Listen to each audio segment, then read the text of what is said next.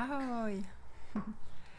Dneska mě napadlo vám nasdílet takovou věc ohledně bohatého života a trošku z jiného úhlu pohledu, a je to o emocích. Je to o našich takových těch bouřlivých emocích, které zažíváme většinou, čím je matka s dětma delší dobu doma, tím je to horší.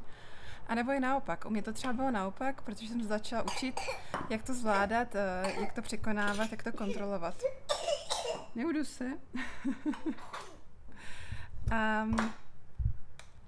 A proto jsem vám chtěla říct, že to, když vás děti naštvou, když máte takový ten výbuch vzteku a křičíte na ně a jste fakt nepříčetný, že to není o nich, ale je to o vás. Protože schválně si všimněte, jsou momenty, kdy vám něco strašně vadí, vytočí vás to, a jsou momenty, kdy ta samá věc vás jako nechá docela v klidu, docela dobře to zvládnete. Čím to je? Je to tím, že ty děti jsou nějaký nepříčetný víc v jednu dobu nebo v druhou dobu, nebo je to vaším nastavením? Já myslím, že B je správně, protože jak my se cítíme, jak nám je dobře nebo špatně, jestli náš ten určitý doušek toho našeho života je plný nebo prázdný, jestli je nám dobře, jestli o sebe staráme, jestli jsme ve stresu, nebo jestli náš džbánek stresu přetekl. Je hodně důležitý a ovlivňuje to každodenně vlastně naše situace a zvládání těch stresových situací. Takže když se vám tady to stane, berte to jako takovou výzvu a jako takovej signál toho, že ne s dětmi je něco špatně, ale s vámi je něco špatně. V tom smyslu, že potřebujete vypnout, že potřebujete doplnit nějakou vlastní potřebu.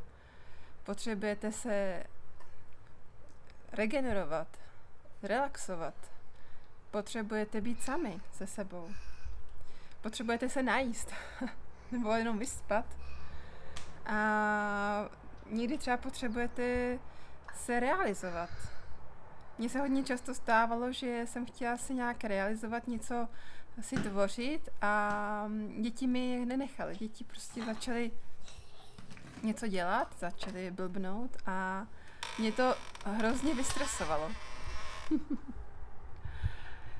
A přitom, kdyby to dělali normálně, tak je to úplně v pohodě, že? Kdybych já neměla v té hlavě, že teďko chci něco tvořit.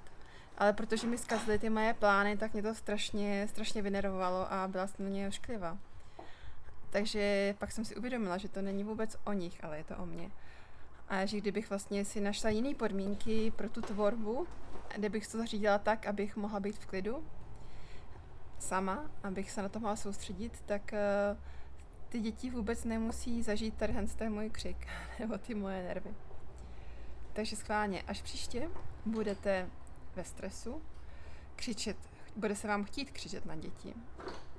Nebo i když se vám to stane, prostě začnete křičet, tak potom si zvědomte, proč to tak bylo, proč se to stalo. Co vám chybělo v té době, jestli by se to změnilo, jestli by to bylo jinak, kdyby nějaká ta vaše potřeba byla naplněna. A zkuste ji naplňovat, aby příště se vám to už nestalo. Takhle ten váš život bude bohatší, šťastnější, veselější, jak váš, tak ten dětský. A třeba to naučíte i vaše děti.